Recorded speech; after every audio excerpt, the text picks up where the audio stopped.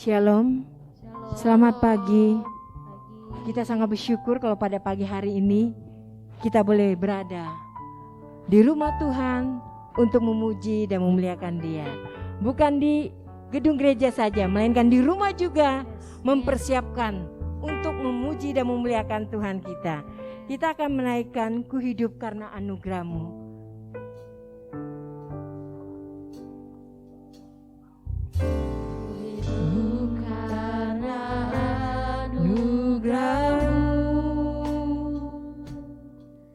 Tiada satu pun dapat ku banggakan, semua karena cinta-Mu. Ini hidupku, pimpin jalanku, kasih-Mu mengubah hidupku. Kasih-Mu mengubah hidupku.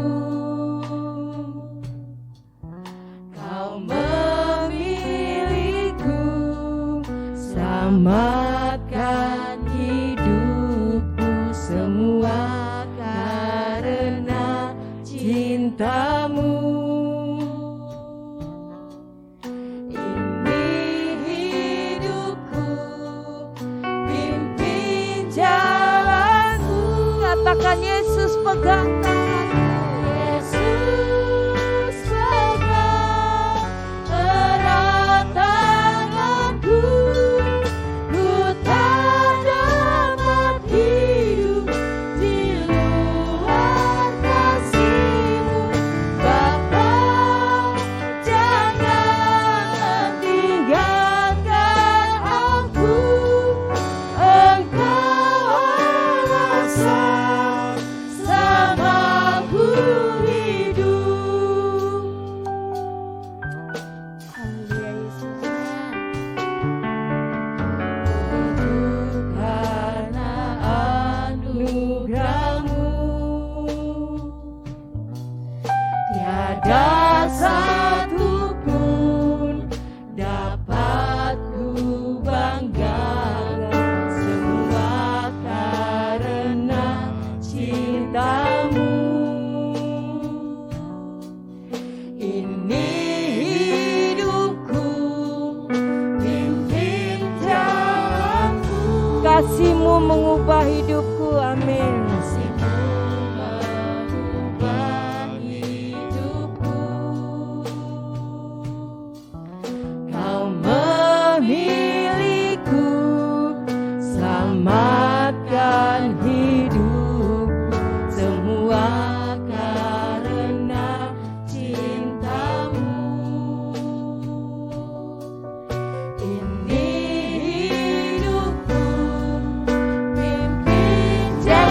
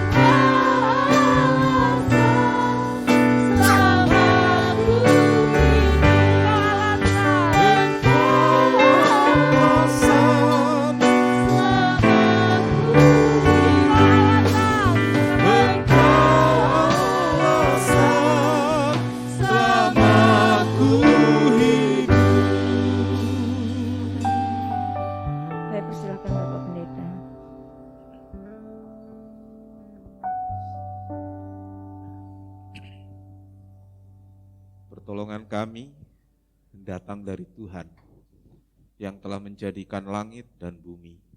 Berkat melimpah dari Allah Bapa, Anak dan Roh Kudus turun atas ibadah ini, sehingga setiap jemaat diberkati, baik yang beribadah di ruangan gereja ini maupun mereka yang mengikuti secara online.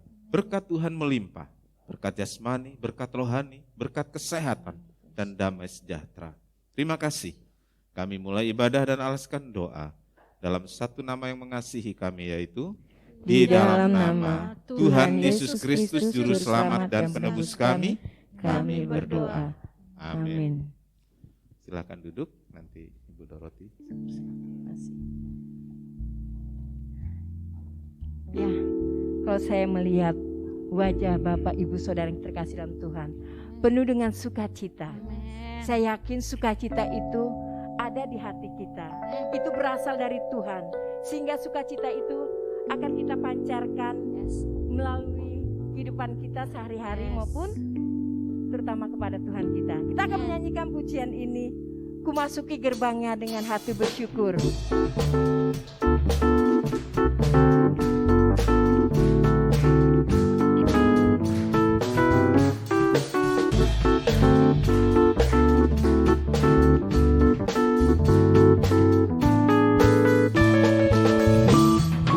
Masuki gerbangnya dengan hati bersyukur, halamannya dengan pujian.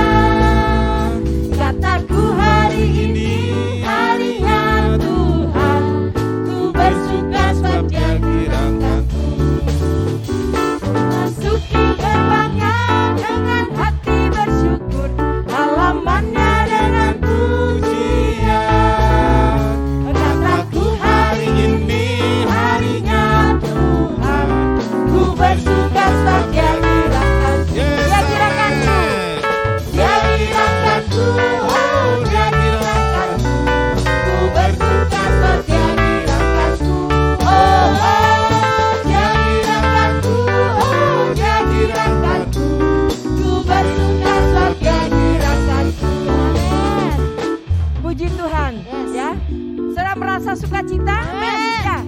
Orang yang bersukacita dia akan menaikkan puji ini dengan sukacita dan penuh dengan semangat. Saya mulai jemaat untuk bangkit berdiri. Haleluya.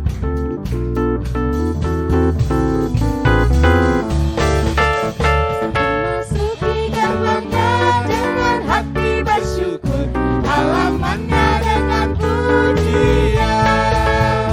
Kataku hari ini harinya Tuhan, ku bersuka sebab Dia kirangkanku. Ku masuki gerbangnya dengan hati bersyukur, halamannya dengan pujian. Kataku hari ini harinya Tuhan, ku bersuka sebab Dia kirangkanku. Dia kirangkanku, oh Dia kirangkanku. Ku bersuka sebab Dia kirangkanku, oh Dia kirangkanku, oh Dia kirangkanku.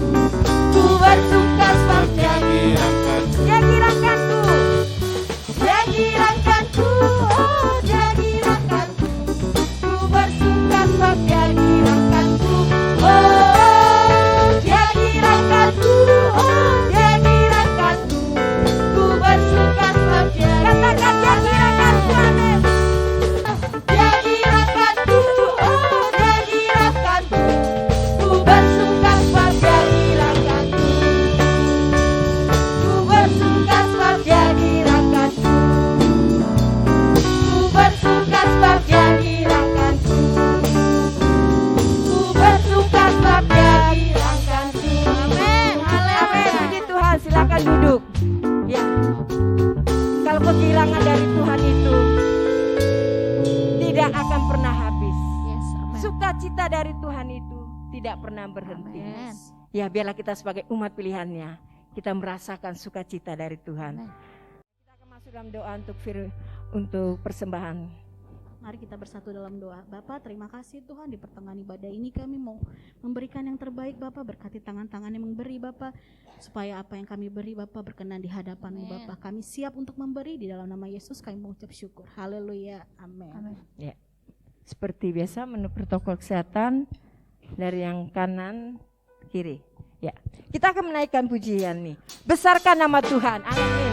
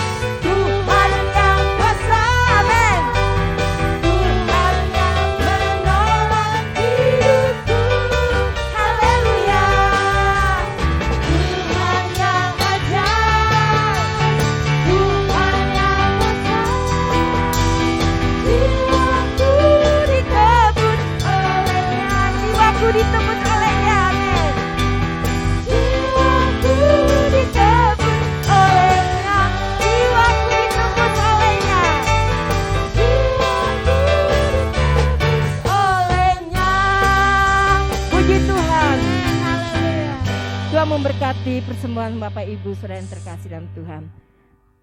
Tiba saatnya kita akan mendengarkan firman Tuhan. Kita akan menaikkan pujian ini. Apapun yang terjadi, Dia tetap Tuhan, Dia tetap penolong, dan tetap membela kita. Dan kita tetap lebih lagi setia di dalam Dia. Amin. Haleluya Yesus. Apapun yang terjadi dalam hidupku ini, tak pernah ku ragukan kasih-Mu Tuhan. Lewat gunung yang tinggi, dalam lembah yang curam, tak pernah ku ragukan janji-Mu Tuhan. Kau berfirman, dan sembuhkanku. Kau bersabda dan selamatkanku. Tiada yang mustahil bagimu. Yesus, ku percaya padamu. Saya minta jemaatnya akan menaikkan pujian ini apapun yang terjadi. Saya mulai jemaat untuk bangkit berdiri. Apapun yang terjadi, biarlah kita merasakan haleluya Yesus. Benar Tuhan. Haleluya.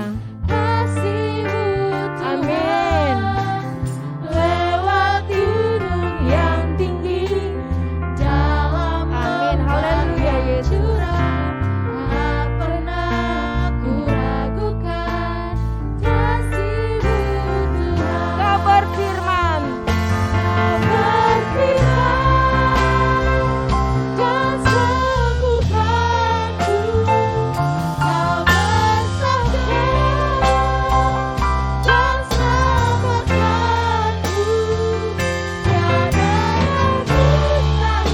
Bagi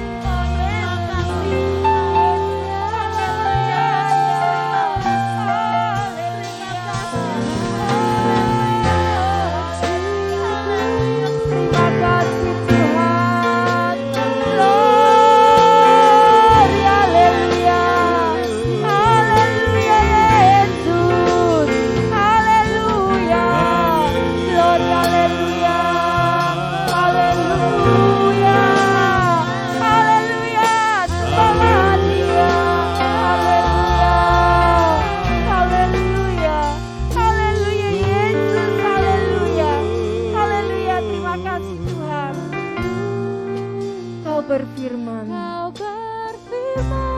Amin. Haleluya, terima kasih Tuhan. Bersabda Dan segalaku tiada yang mustahil bagimu. Yesus, ku percaya padamu. Yesus, ku percaya. Yesus, ku percaya padamu. Katakan Yesus, ku percaya. Yesus, ku percaya padamu. Terima kasih Tuhan. Kami sangat bangga dan bersyukur memiliki Tuhan dan Juru Selamat yang selalu memperhatikan kami, yang selalu memperdulikan kami, Yes. dan tidak pernah meninggalkan kami barang sedetik pun. Sehingga pada pagi hari ini kami boleh memuji Engkau, kami boleh lagi Tuhan Yesus mendengarkan firman-Mu. Biarlah melalui firman-Mu kami boleh diteguhkan, kami dapat kekuatan baru. Terima kasih Tuhan, terima kasih. Kau memberkati hamba-Mu yang akan menyampaikan kebenaran firman-Mu. Kau urapi, Kau lengkapi dengan kuasa-Mu, sehingga firman yang disampaikan tidak lalu bagi kami, menjadi rema, menjadi kekuatan bagi hidup kami. Terima kasih ya Tuhan. Hanya dalam nama Tuhan Yesus kami sudah berdoa dan mengucap syukur pada Engkau. Haleluya, amin. Silakan duduk. Saya serahkan pada Bapak Pendeta Dr. Martin Stefanus MTH.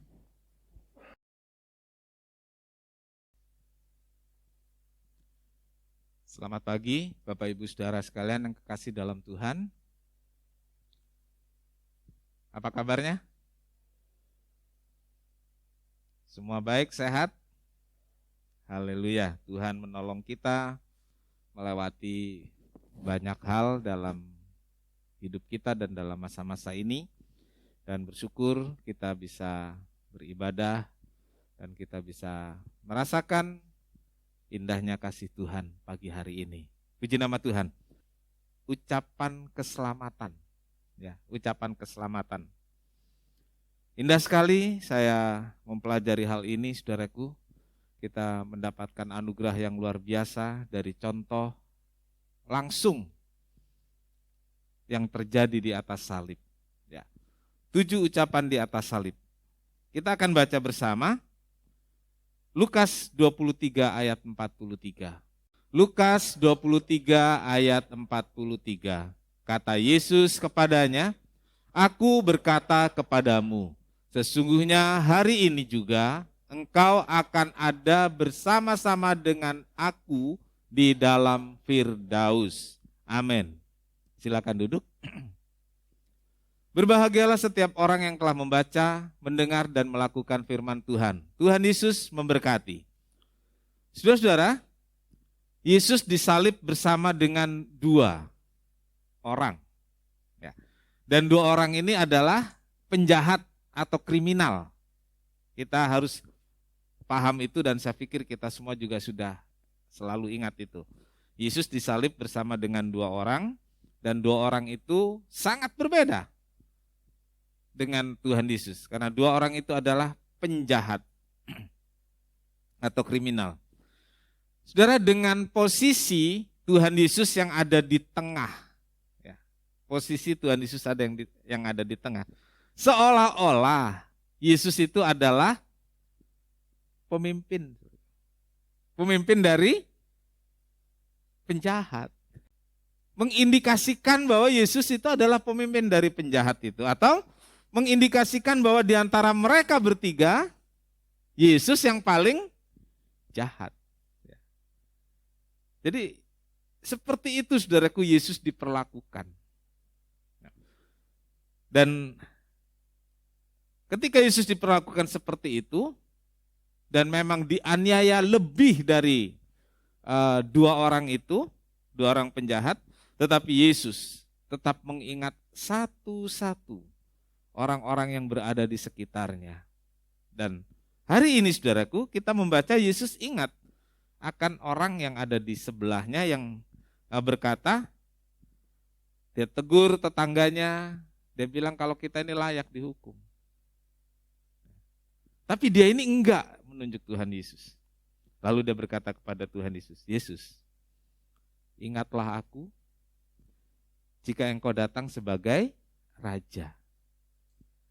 Ingatlah aku jika engkau datang sebagai raja. Saudara-saudara, salib merupakan hukuman mati bagi kriminal berat. Jadi kalau curi ayam gitu ya, enggak lah. Kalau nyopet di pasar, enggak saudaraku. Jadi disalib itu adalah vonis mati bagi penjahat atau kriminal berat dan telah melakukan berulang kali tindak kejahatan itu. Berulang kali.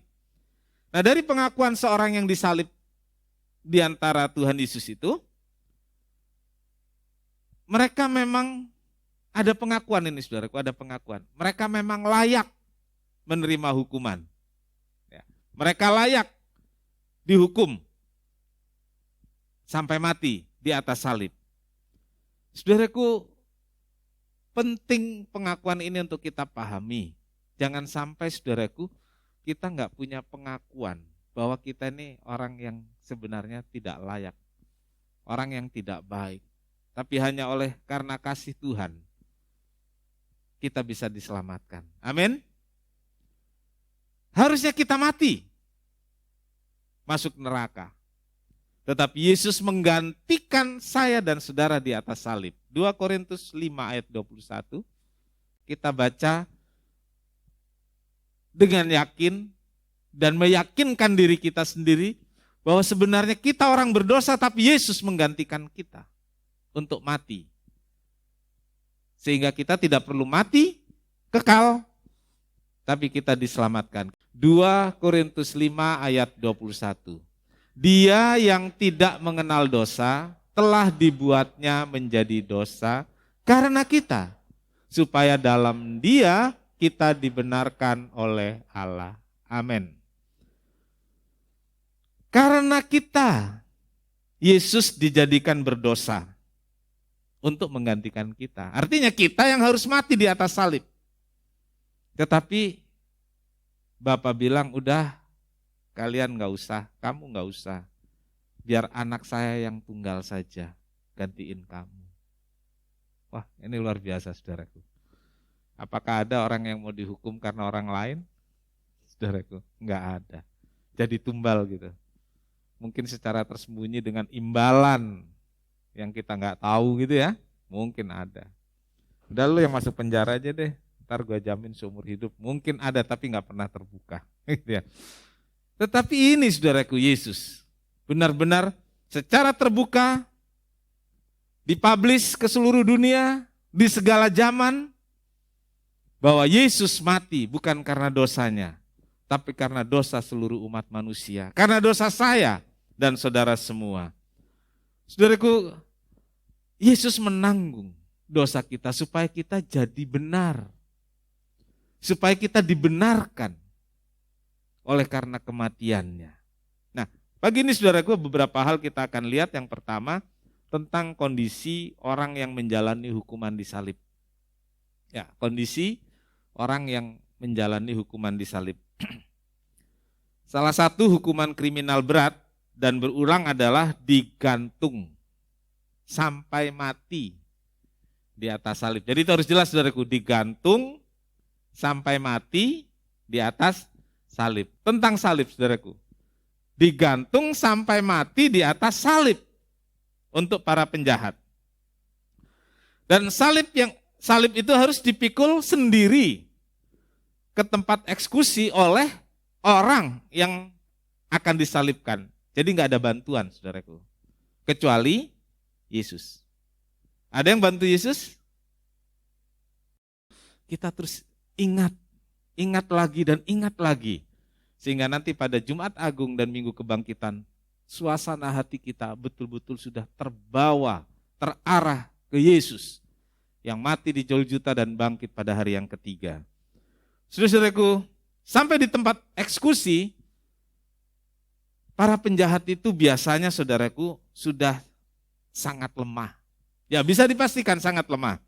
Karena ketika di perjalanan mereka bukan hanya memikul kayu salib, tapi juga dianiaya, disiksa di perjalanannya ke tempat eksekusi. Tentang salib yang harus kita pahami, bahwa salib ini sudah berlaku ribuan tahun sebelumnya. Orang divonis mati di salib sudah berlaku sejak zaman perjanjian lama, saudaraku. Jadi Yesus dan peristiwa penyaliban Yesus itu bukan pertama dan satu-satunya.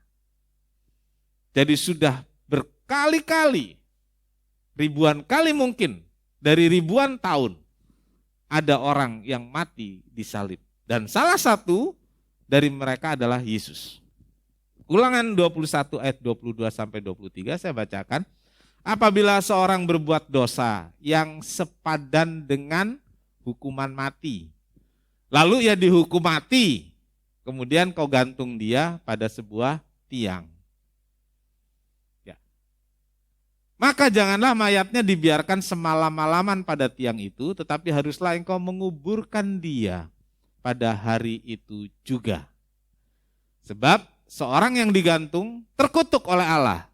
Janganlah engkau menajiskan tanah yang diberikan Tuhan Allahmu kepadamu menjadi milik pusakamu. Saudara-saudaraku, orang yang mati di atas salib, dikatakan Alkitab apa saudaraku? Terkutuk. Dan ini terjadi, ditulis dalam kitab Ulangan. Artinya saudaraku, ini ribuan tahun sebelum Yesus disalib.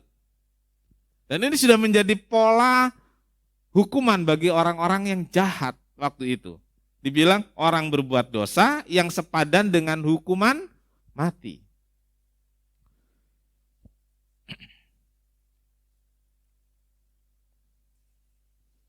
Ya, jadi saudaraku,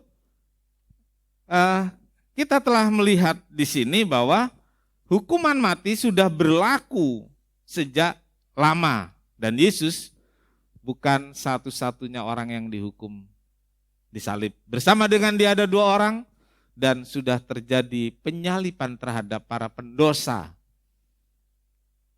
bertahun-tahun sebelumnya. Nah, saudaraku, orang yang disalib itu terkutuk. Jadi Yesus disamakan dengan orang jahat, Yesus disamakan dengan orang yang terkutuk. Dan jenazahnya saudaraku harus dikuburkan pada hari itu juga. Dan tidak boleh di dalam kota Yerusalem. Karena nggak boleh menajiskan tanah milik bangsa Israel yang dianugerahkan Tuhan. Kalau saudara berkesempatan ke Israel, saudara akan melihat sekarang kuburan Yesus dan tempat penyaliban Yesus itu ada di dalam tembok. Nah, ada dalam tembok. Ini sekitar tahun 500 ketika Kekaisaran Turki menguasai Timur Tengah. Kaisar Turki itu membangun tembok Yerusalem yang udah berantakan, tapi tidak persis sama dengan bangunan sebelumnya. Jadi agak bergeser-geser gitu saudaraku. Atau sengaja digeserkan untuk memberi lahan lebih luas ke kota Yerusalem. Jadi sekarang saudaraku, kuburan itu ada di dalam kota. Tapi Alkitab mengatakan itu di luar tembok. Ini karena sejarah zaman, lalu ada pembangunan yang baru, temboknya digeser dan kuburan itu, tempat penyaliban ada di dalam kota. Ya, puji Tuhan. Yang kedua saudaraku, itu kondisi yang pertama orang yang disalib. Kita lihat sekarang yang pertobatan seorang penjahat. Ya. Perhatikan ini saudaraku, tidak selalu kesadaran akan kesalahan dan pertobatan itu datang di limit waktu kehidupan. Nah ini, garis bawahi itu saudaraku. Ya. Enggak selalu kesadaran atau pertobatan itu hadir dalam hidup seseorang di limit kehidupan. Banyak orang berpikir, nanti sajalah. Saya masih muda, saya masih ingin begini dan begitu. Nanti kalau sudah tua saya baru mau bertobat. Ya, saudaraku. Iya kalau terjadi seperti penjahat yang di samping Yesus. Dia bisa mengambil kesempatan sempit menjelang akhir hidupnya. Tapi beberapa orang lain, saudaraku, dan banyak orang lain gak punya kesempatan itu. Ya, beberapa orang lain dia meninggal tanpa mengambil kesempatan untuk bertobat. Tidak sedikit orang yang mengeraskan hati sampai nafas terakhir. Ya, mungkin ketika dia berkendara kecelakaan meninggal, dia nggak punya kesempatan lagi. Kalau disalib itu kan dia sudah sengsara, dia tahu beberapa menit lagi saya akan mati. Dan orang ini pasti pernah mendengar Yesus. Kalau dalam legenda nih saudaraku ya, dalam legenda itu cerita rakyat. Jadi waktu Yesus kecil, itu berjalan bersama Yusuf dan Maria, ke tempat yang jauh, ada 2 orang penjahat yang mau merampok keluarga ini, saudaraku. Seorang penjahat sudah mau bertindak melaksanakan kejahatannya, tapi seorang penjahat mencegah, kasihan ini punya anak kecil, ya kita lepaskan dia saja. Nah, saat itu, saudaraku, Yesus ngomong. Kalau dalam cerita legenda itu Yesus masih digendong, saudaraku. Tapi tahu ngomong, ya. Nanti orang ini 30 tahun lagi akan ada dengan saya. Menurut cerita legenda, apakah itu benar? Tidak ada di Alkitab. Saudara boleh percaya, boleh tidak. Nah, kemudian saudaraku, 30 tahun kemudian ketika Yesus disalib, ternyata 2 orang penjahat inilah yang disalib bersama dia. Artinya saudaraku, orang ini sudah melakukan tindak kejahatan 30 tahun. Terus menerus. Jadi memang layak dihukum, salib sampai mati. Waktu kecil, waktu bayi, Yesus berkata, aku akan ingat dia. Dan waktu disalib, orang ini bilang, Yesus ingatlah aku. Apakah orang ini mengenali Yesus? Tidak. Dia mendengar cerita Yesus dari banyak orang, tapi dia nggak ingat kalau Yesus itu yang akan dirampok oleh temannya waktu masih bayi. Dan saudaraku, di atas salib itulah orang ini berkata, ingatlah aku. Dan Yesus mengatakan, hari ini engkau bersama-sama dengan aku di Firdaus. Saudara-saudaraku, penjahat yang satu tetap mengeraskan hati, yang satu mau mengambil kesempatan. Ini menggambarkan sikap manusia secara umum. Ya. Menggambarkan sikap manusia secara umum. Ada orang yang mengeraskan hati sampai saat terakhir hidupnya. Tapi beberapa orang, termasuk penjahat yang satu di sebelah Yesus, mengambil kesempatan pada limit waktu terakhir yang begitu singkat untuk bertobat. Ya, saudaraku, kesadaran bahwa dirinya layak menerima hukuman salib sebagai akibat kejahatan menandakan bahwa dia sadar. Menandakan bahwa dia menyesal. Ayat 41 dari Lukas 23, kita memang selayaknya dihukum. Dia bicara dengan temannya yang di sebelah sana, Yesus. Kita memang layak dihukum. Sebab kita menerima balasan yang setimpal dengan perbuatan kita. Tetapi orang ini tidak berbuat sesuatu yang salah. Kita lihat ini, ada pengakuan di sini. Ada kesadaran di sini. Kita layak dihukum. Penjahat ini menyadari kesalahan dan dosanya sebagai tanda penyesalan dan dia berkata, layak. Kita layak dihukum. Kalimat ini, saudaraku, memberitahu kita tentang, pertama, ada pengakuan bahwa Yesus Raja. Di ayat berikutnya.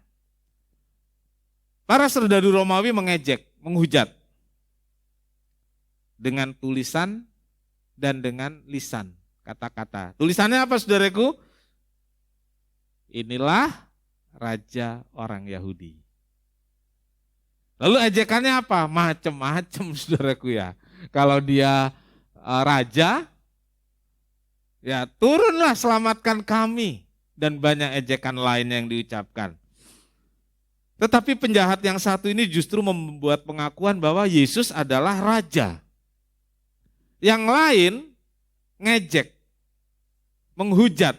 Tetapi penjahat yang satu ini justru mengakui bahwa Yesus itu Raja.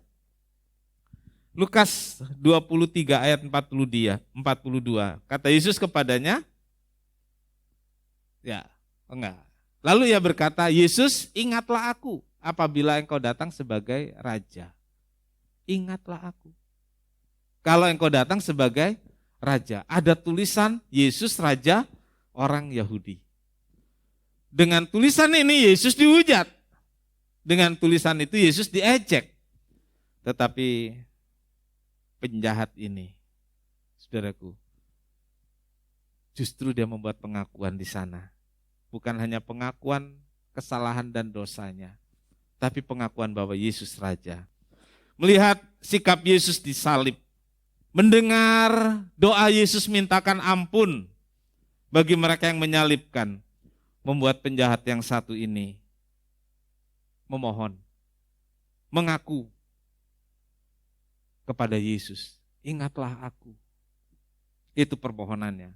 Pengakuannya, bila engkau datang sebagai Raja, ingatlah aku. Itu permohonan. Dia enggak minta macam-macam, saudaraku. Dia enggak minta supaya turun dari atas salib yang orang sekarang bilang apa, saudaraku? Mujizat. Ya. Dia enggak minta mujizat. Dia tahu diri. Banyak orang Kristen sekarang ini enggak tahu diri, saudaraku. Udah banyak dosanya, ke gereja aja kalau sempat. Ya. Saya pikir COVID ini menjadi alasan yang tepat untuk orang enggak ke gereja, saudaraku. Ya. Karena COVID, jadi kan bisa online, enggak usah ke gereja. Gitu. Terus waktu gereja mulai dibuka, dia tetap online. Saudaraku, tapi kalau sakit, kalau susah, kalau kekurangan, Tuhan ingatlah saya, sembuhkan saya, berkati saya. Penjahat ini enggak begitu, saudaraku, dia tahu diri. Dia enggak minta turun dari salib. Dia enggak minta tetap bertahan berhari-hari di atas salib, enggak. Dia cuma bilang, Tuhan, ingat saya. Ingat saya. Kalau engkau datang sebagai Raja. Dia mengakui Yesus itu Raja. Pengakuan ini tentu didasarkan pada pengharapan, saudaraku. Pada pengharapan akan hal-hal yang kekal. Inilah iman yang benar. Bukan hanya untuk hal-hal yang fana. Bukan hanya untuk hal-hal jasmani, tetapi iman yang ditujukan pada hal-hal yang kekal, pada hidup yang kekal. Coba kita koreksi diri kita, saudaraku. Bukankah seringkali yang terjadi adalah iman kita ini hanya untuk hal-hal fana, hal-hal jasmani. Iman kita untuk minta berkat, iman kita untuk minta kesembuhan, iman kita untuk minta sukses, iman kita untuk apa lagi, saudaraku? Untuk semua yang bersifat fana. Itu perlu.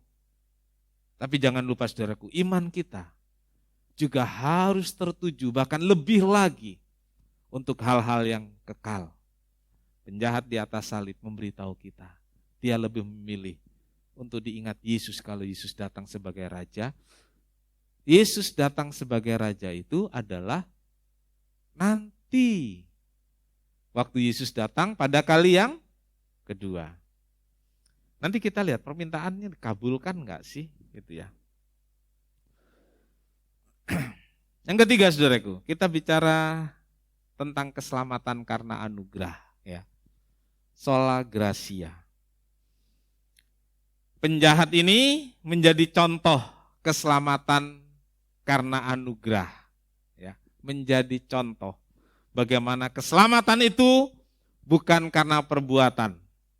Bukan karena perbuatan saya, bukan karena perbuatan saudara. Tapi keselamatan itu adalah pemberian Tuhan. Pemberian Allah. Itu namanya anugerah. Sola gratia. Katakan sama-sama. Sola gratia. Hanya oleh anugerah. Ya. Efesus 2 ayat 8-9. Sebab karena kasih karunia kamu diselamatkan oleh iman. Itu bukan hasil usahamu tetapi pemberian Allah. Ya. Jangan berpikir, saudaraku, bahwa selalu ada kesempatan di ujung kehidupan. Ya, namanya juga anugerah. Kan kapanpun bisa. Ya. Keselamatan itu betul anugerah. Tetapi jangan kita berpikir bahwa selalu ada kesempatan di ujung kehidupan untuk bertobat. Ingat itu, jangan berpikir bahwa anugerah bisa kita dapatkan sama seperti penjahat disalib, yaitu di ujung hidupnya. Tidak semua orang bisa memiliki atau bisa mengambil kesempatan itu di limit waktu hidupnya. Enggak semua orang, saudaraku. Ya, saya memberi contoh tentang orang kecelakaan, saudaraku, yang langsung meninggal. Dia nggak berpikir ABC, saudaraku. Mungkin lagi senang-senang, pulang rekreasi, pulang refreshing, atau akan pergi kemana untuk satu urusan. Tiba-tiba kecelakaan atau serangan jantung di jalan, meninggal. Dia nggak bisa mengambil kesempatan di ujung hidupnya. Kesempatan itu selalu ada, Tuhan beri. Tapi nggak semua orang bisa ambil. Ya. Pagi ini, saudaraku, kita mengambil kesempatan untuk ibadah. Enggak semua orang mengambil. Nah, Ibrani 3 ayat 13. Tetapi nasihatilah seorang akan yang lain setiap hari. Selama masih ada dikatakan hari ini. Supaya jangan ada di antara kamu yang menjadi tegar hatinya karena tipu daya dosa. Tetapi nasihatilah seorang akan yang lain setiap hari selama masih dapat dikatakan hari ini. Supaya jangan ada di antara kamu yang menjadi tegar hatinya karena tipu daya dosa. Saudara, hari ini penting, saudaraku. Kita sering nyanyi, saudaraku, hari ini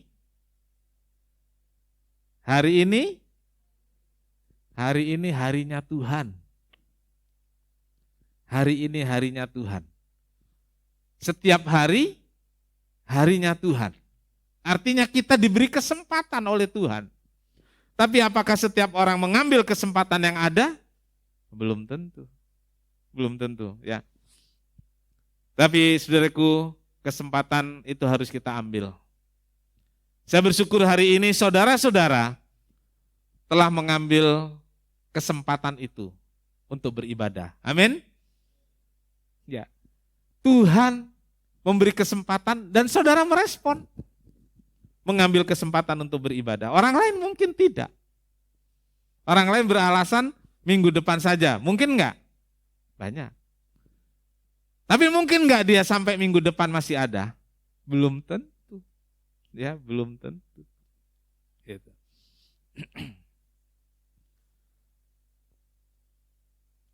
Jadi jangan sia-siakan kesempatan. Kesempatan untuk ibadah, kesempatan untuk bertobat, kesempatan untuk melayani, kesempatan untuk berkorban. Kesempatan untuk berkorban juga harus diambil, saudaraku. Jangan saudara menyesal waktu saudara mau berkorban, uangnya udah habis. Udah kepake. Jadi ketika ada kesempatan apapun, kita harus ambil. Ya, jangan tunggu hari esok. Kan kita bilang dalam nyanyian, hidup ini adalah kesempatan. Bersyukur kita selalu mengambil kesempatan yang Tuhan berikan. Amin. Haleluya. Yang terakhir keempat, saudaraku, Firdaus. Kehidupan setelah kematian. Ya. Saya pertama kali membaca buku tentang hidup sesudah mati, saya tertarik sekali saudaraku waktu itu. Hidup sesudah mati itu tahun 80 saudaraku. Saya ke toko buku, kok ada hidup sesudah mati. Terjemahan saudaraku. Jadi kalau dalam bahasa Inggrisnya life after life. Jadi hidup sesudah hidup ini, sesudah hidup sekarang ini ada hidup lagi. Jembatannya ya kematian. Saya bilang itu jembatannya. Tapi setelah hidup ini ada hidup yang akan datang. Ya. Kalau orang sudah meninggal itu kemana gitu ya. Ya, sangat menarik bahwa Yesus berkata kepada penjahat yang di sampingnya, ini hari ini. Kapan saudaraku? Kapan itu? Saat mereka berdua, di hari mereka berdua meninggal. Kan begitu ya? Hari ini engkau bersama-sama dengan aku di Firdaus. Ya. Firdaus itu satu tempat untuk orang-orang yang percaya Yesus yang telah meninggal. Ya, Firdaus itu taman yang indah. Artinya Firdaus itu taman. Taman yang indah. Dan ketika seorang percaya meninggal, ditempatkan Tuhan di Firdaus. Ya. Firdaus tempat untuk saya dan saudara yang percaya Yesus, ketika hari kita meninggal, kita ada di sana. Dibawa ke sana. Sama seperti orang di sebelah Yesus. Hari ini engkau bersama-sama dengan aku di Firdaus. Dan luar biasanya saudaraku, saya beri satu poin perbedaan saudaraku. Untuk orang yang tidak percaya, ini ada. Namanya Hades. Apa saudaraku? Hades. Hades itu satu tempat untuk orang-orang yang tidak percaya Yesus yang meninggal. Jadi ada dua tempat. Firdaus dan Hades. Tempat yang senang itu Firdaus. Tapi tempat yang menderita, sengsara, itu Hades. Ini bukan sorga dan neraka, bukan. Kalau bahasa yang gampang dimengerti, ini tempat penampungan sementara sebelum akhir zaman, sebelum kedatangan Tuhan dan Yerusalem baru sebelumnya. Jadi begitu kita meninggal, ditampung di tempat. Dan itu nanti Firdaus itu jadi sorga, lalu Hades itu jadi neraka atau Gehenna. Nah, saudara-saudara, saudara punya gambaran? Ya, kalau kita mati nanti pergi kemana? Punya? Dulu ada lagu itu, jika mati pergi mana, sorga atau neraka. Saudara pilih mana? Ya saudara ada di sini. Saya yakin saudara percaya Yesus. Dan kalau kita meninggal, ada satu tempat. Yaitu Firdaus. Ya, saudara-saudaraku, penjahat itu ternyata tidak perlu menunggu sampai akhir zaman waktu Yesus datang sebagai raja. Ini luar biasa saudaraku. Penjahat itu nggak perlu nunggu, padahal dalam harapan si penjahat ini, kalau Yesus datang sebagai raja nanti, bukan hari itu. Tetapi Tuhan bilang hari ini, engkau bersama-sama dengan aku di Firdaus. Hari saat mereka meninggal, orang tersebut bisa langsung menikmati tempat yang sangat indah di Firdaus. Di hari orang itu meninggal, dia pindah dari dunia ke Firdaus. Lukas 16 ayat 22 sampai 23 ini contoh yang perumpamaan yang Tuhan berikan untuk memudahkan kita ngerti keadaan sesudah hidup sekarang ini, keadaan sesudah mati. Kemudian matilah orang miskin itu lalu dibawa oleh malaikat ke pangkuan Abraham. Orang kaya itu mati lalu dikuburkan, dan sementara ia menderita sengsara di alam maut, ia memandang ke atas dan dari jauh dilihatnya Abraham. Dan Lazarus duduk di pangkuannya. Ya, saudara, perumpamaan ini memberitahu kita tentang kehidupan setelah kematian. Ya, ada gambaran di sini saudaraku. Ada namanya pangkuan Abraham, betul? Orang miskin itu mati dan dia dijemput oleh malaikat, dibawa ke pangkuan Abraham. Jadi kalau kita meninggal dijemput oleh malaikat. Ini bukan menakutkan, ini menyenangkan, ya, dijemput, ya. Dijemput oleh malaikat. Jadi aneh jika orang meninggal itu wah takut gimana gitu ya. Karena kalau orang percaya ya dijemput oleh malaikat. Gitu. Pangkuan Abraham itu di mana? Di Firdaus, saudaraku. Itu pangkuan Abraham. Tempat yang senang, tempat yang menyenangkan. Lalu ada alam maut, Hades.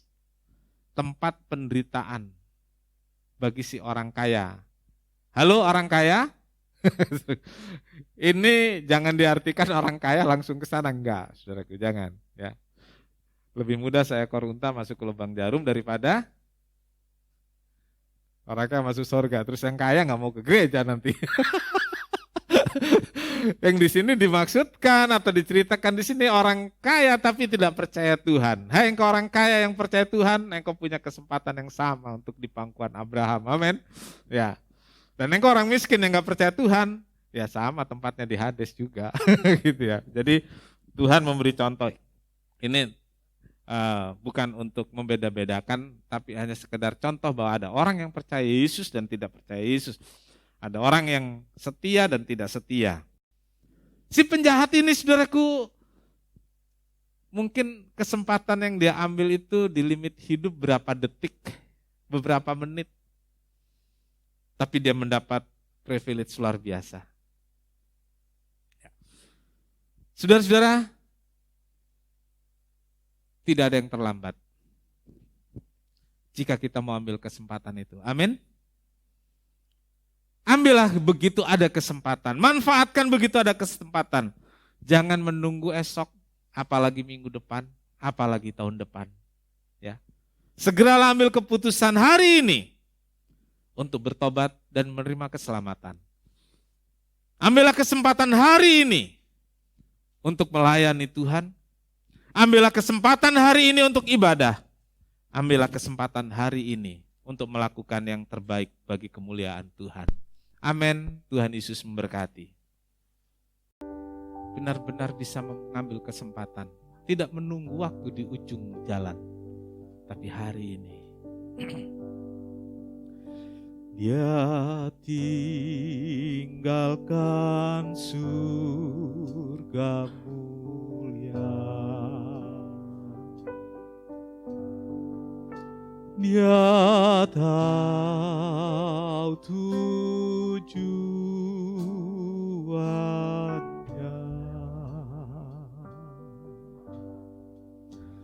Ke bukit Golgota yang sepi, mati untuk mengganti aku. Di atas salib dia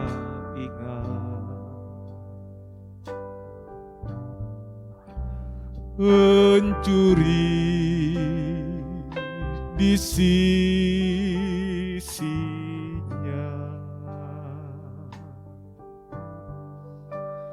dengan kasih dia berkata, hari ini kau ke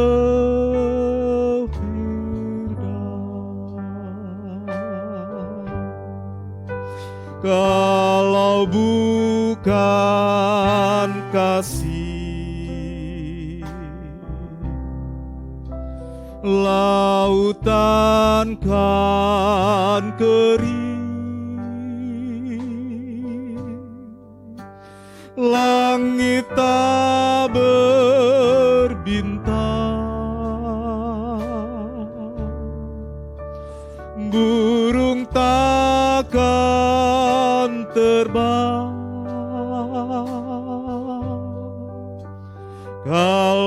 bukan kasih, surga hanya cerita, tiada sukacita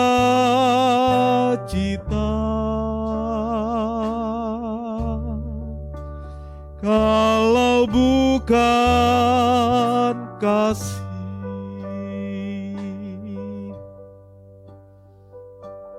Semua karena kasih. Kasih yang mengalir dari salib itu menjangkau setiap kita yang berdosa, bahkan yang paling berdosa.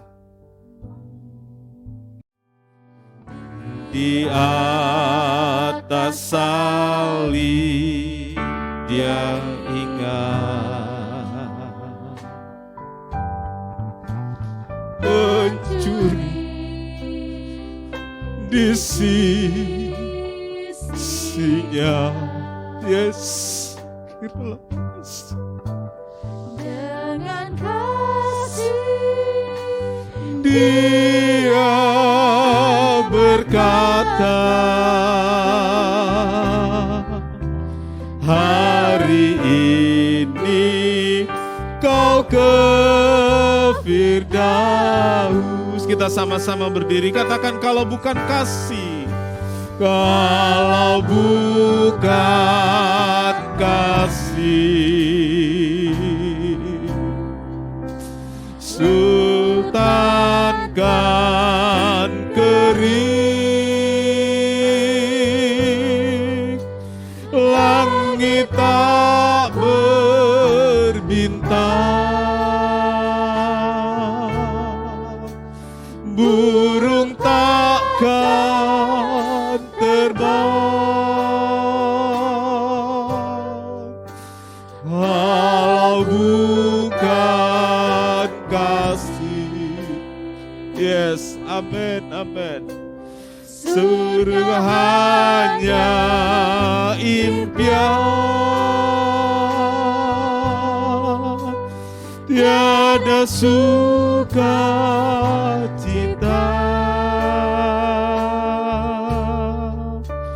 kalau bukan kasih. Bapak Ibu Saudara, pencuri yang di sisinya gak punya banyak kesempatan,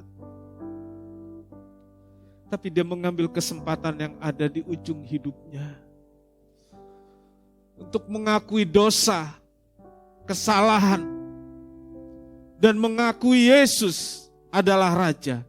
Dia ambil kesempatan dan dia bisa menikmati Firdaus di hari dia meninggal. Itu anugerah yang luar biasa. Kita punya banyak kesempatan, jangan sia-siakan. Kita gak tahu kapan akhir hidup kita. Kita gak tahu kapan Tuhan jemput saya dan saudara. Tapi selagi ada kesempatan, ambil itu. Ambillah kesempatan. Tiap kesempatan itu mahal. Setiap kesempatan itu berharga. Jangan engkau sia-siakan. Dia tinggalkan surga mulia, dia tahu tujuannya,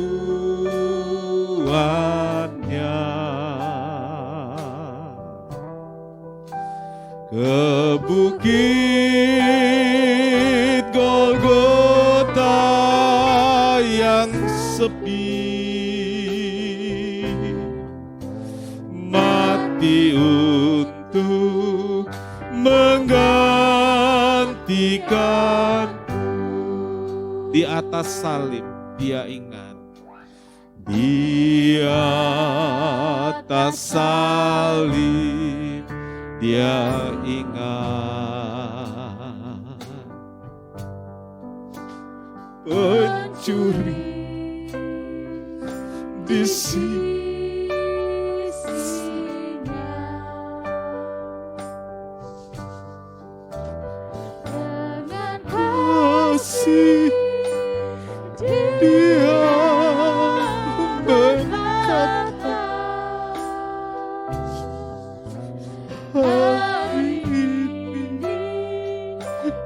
ke Firdaus.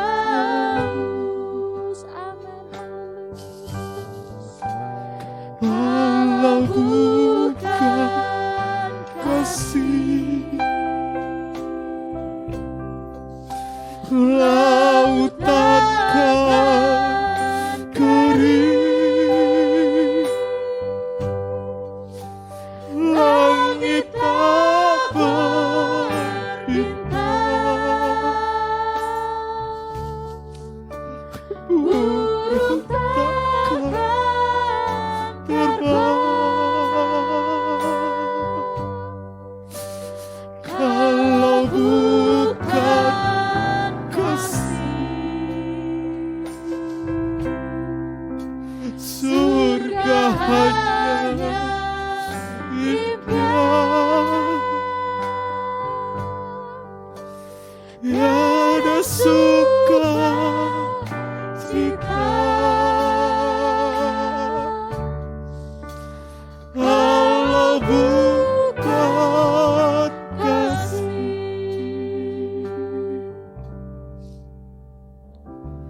Terima kasih Tuhan, semua hanya karena kasih-Mu, semua hanya karena anugerah-Mu.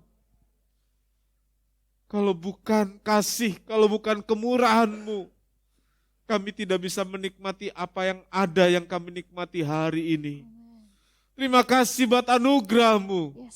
Terima kasih buat kesehatan yang Tuhan beri. Terima kasih untuk berkat-berkat yang Tuhan beri.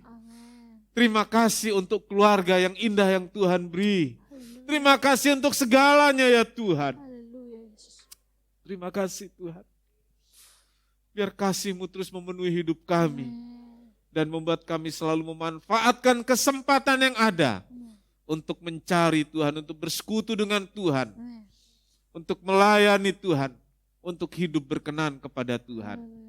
Berkati seluruh jemaat, berkati yang melayani. Berkati korban, persembahan, persepuluhan anak-anak-Mu. Tuhan balas berlipat ganda agar Tuhan dimuliakan. Terima kasih Tuhan, terima kasih. Segala puji bagi Tuhan. Kami berdoa buat keluarga almarhum Bapak Saragi. Kami tahu ada duka yang dalam saat orang tua yang dikasihi Tuhan panggil. Tetapi kuatkan seluruh keluarga, terutama keluarga Hibau, keluarga Dedi, keluarga Krisman, juga keluarga Deo. Biar Tuhan memberi kekuatan, penghiburan kepada mereka semua. Semua prosesi mulai hari ini sampai pemakaman, Tuhan, Engkau yang memberkati dan menolong semuanya. Terima kasih. Pimpin kami pulang ke rumah dengan selamat. Biar hari ini Tuhan berkati sertai kami. Jadi hari yang memuliakan Tuhan dan membuat kami bahagia senantiasa. Terima kasih Tuhan, terima kasih. Tuhan memberkati engkau dan melindungi engkau. Tuhan menyinari engkau dengan wajahnya dan memberi engkau kasih karunia. Tuhan menghadapkan wajahnya kepadamu dan memberi engkau damai sejahtera. Saudara yang kekasih, terimalah berkat dan damai sejahtera dari Allah Bapa, kasih karunia dari Tuhan Yesus, dan persekutuan Roh Kudus serta kita sekarang sampai Maranatha. Doa kami ya Tuhan, kami alaskan di dalam satu nama, yaitu di dalam nama Tuhan Yesus Kristus Juru Selamat dan Penebus kami berdoa. Bapa kami yang di sorga, dikuduskanlah namamu, datanglah kerajaanmu, jadilah kehendak-Mu di bumi seperti di sorga. Berikanlah kami pada hari ini makanan kami yang secukupnya, dan ampunilah kami akan kesalahan kami, seperti kami juga mengampuni orang yang bersalah kepada kami. Dan janganlah membawa kami ke dalam pencobaan, tetapi lepaskanlah kami daripada yang jahat. Karena Engkau-lah yang punya kerajaan dan kuasa dan kemuliaan sampai selama-lamanya. Amin. Bapa, terima kasih. Bapa, terima kasih. kasih Bapa di dalam